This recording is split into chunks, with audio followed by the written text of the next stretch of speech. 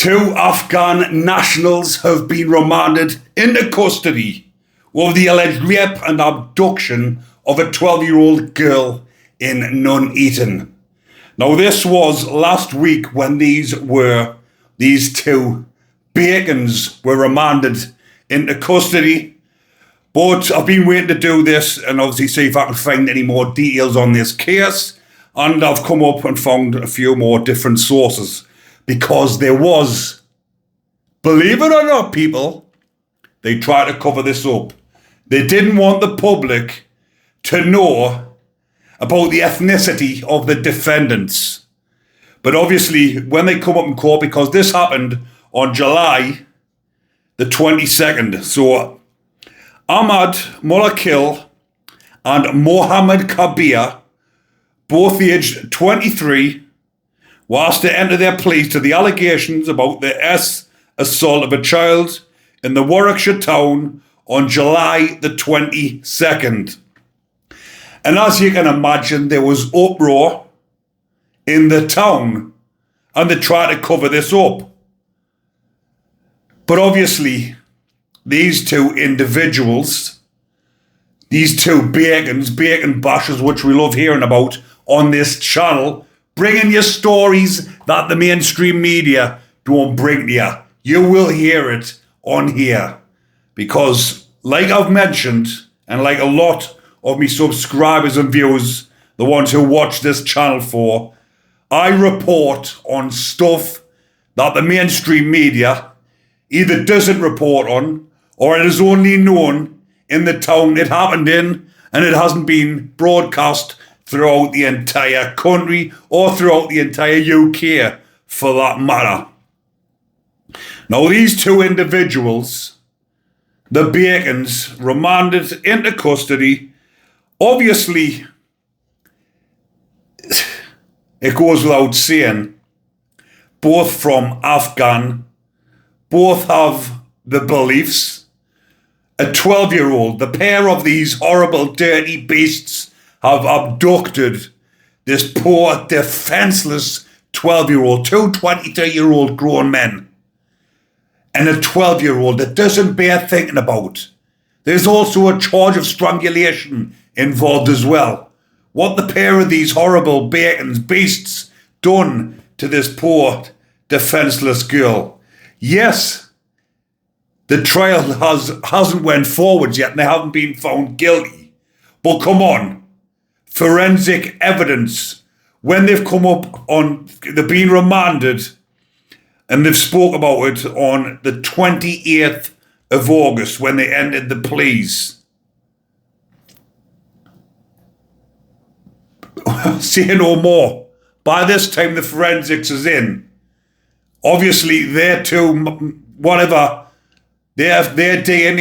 is on that poor little girl. So, like I've said, but these two individuals, Mulakhil of, you guessed it, of no fixed abode, denied abducting a child, 3 counts of rape of a child under 13 and 2 counts of SA of a child under 13. Kabir, also of no fixed abode, pleaded not guilty to attempting to take a child, aiding and abetting the rape of a child under 13, and intentional strangulation of the girl. But again, as sad as it is, when I speak about things on this channel, the video either gets flagged up, you get a warning, it gets demonetized and there'll be no ads on it. But some of the things I've spoke about, I don't give a shit no more. These things are getting spoke about. So Mulakhil was assisted in the dock by a Persian language interpreter, while Kabir listened to the hearing through a Pashto interpreter, which is a language spoken in Iran. So already costing taxpayers an absolute fortune for these legal fees. The immigration status was not discussed during the 18-minute long hearing. Their immigration status was not discussed, that they were illegal migrants, that they came over on a boat. But like I've just mentioned, It's this allegation. I'll go back to this. The trial date set for Monday, the 26th of January 2026. Reform UK leader Nigel Farage and the youngest council leader in the country, 19-year-old George Finch, who is the leader in Warwickshire County Council, claimed there had been a cover-up of details about the alleged rape. Why was that? Why do they want to cover up certain details about what actually happened? What the fuck is going on in the UK?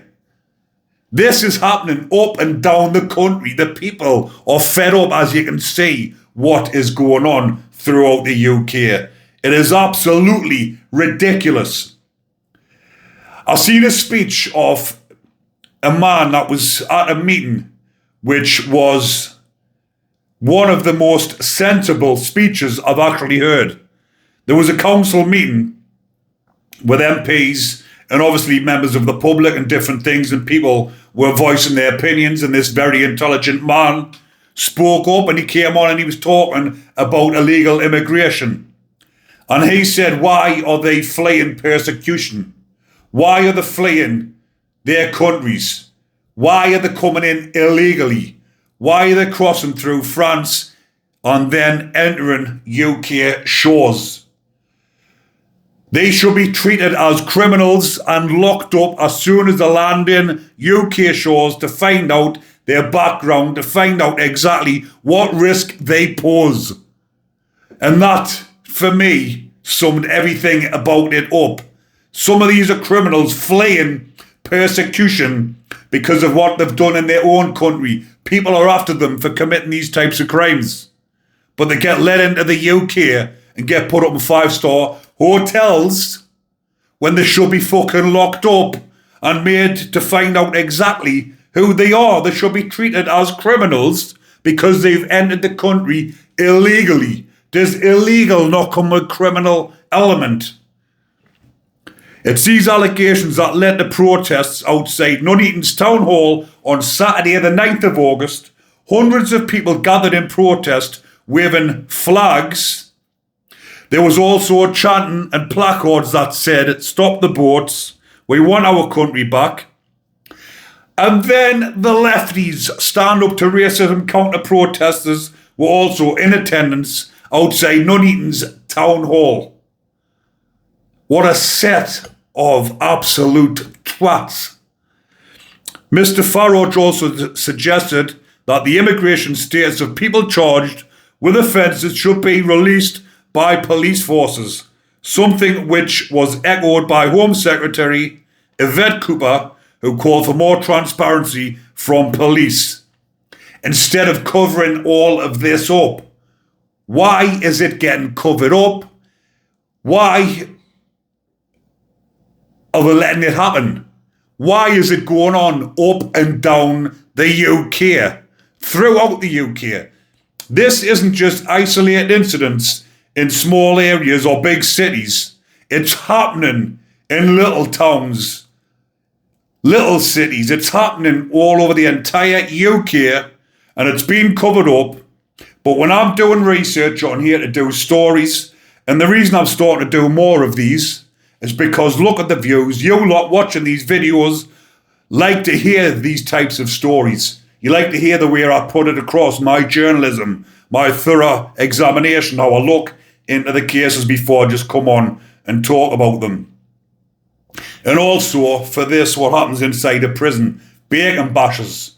If anyone doesn't know, if anyone's new at the channel watching this, a bacon is a slang term inside of prison for a nonce. Bacon bonds rhymes with nonce. And when they get the prison justice, it's called bacons. The bacons have been bashed. Bacon bashes inside of prison. But like I've discussed earlier on in the video, we'll see what happens with these, because a lot of the time, sometimes it's pick and miss or hit and miss. I'll do a video, goes on perfectly fine. I'll probably do this one because of certain words that I've used, what this pair done to that young girl. The adverts won't pop up. And obviously, like anyone who's been following my channel from the start, this has now become another business for me. I put a lot of time and effort into this, And it is very sickening when I put my time and effort into a case, research it throughout the day, come on, do the video, and then boom, it's flagged up. Hopefully this one doesn't, but hopefully people, you are enjoying the content. There is any amount of stories when I've researched today about offences like this. And for the lefties watching this, any lefties in the comments that come on and talk shite, I don't just cover these type of offenders either. It's all different types of bacons. All the bacons, we hate them all. And I will discuss them all on this channel. The best prison journalism channel in the UK, people. So if you want to support the channel as well, get on to me merchandise, have a look. And as usual, if you are enjoying the content, people remember to comment, like and subscribe. Take care and enjoy the rest of your day. Hit that notification bell so you don't miss another video. Stay safe, people.